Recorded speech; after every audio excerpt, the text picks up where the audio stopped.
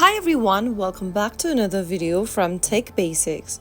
In this video, we will be learning how to download Wish application on your iPhone.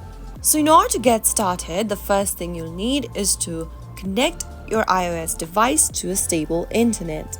Once you've done that, open your App Store.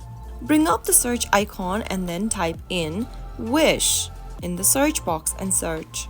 Look for this application and tap on the Get button to start downloading the Wish app on your iPhone in just a couple of minutes. Wish is a popular shopping application known for its wide variety of products and competitive prices. It offers a vast selection of products across various categories, including fashion, home goods, electronics, beauty, toys, and much more. So that's how you can easily download the correct Wish shopping application on your iPhone in just a couple of minutes. If you found the video to be helpful, go ahead and give us a thumbs up. Don't forget to subscribe to the channel by hitting the subscribe button. Press the bell icon so that you'll never miss another upcoming upload from us.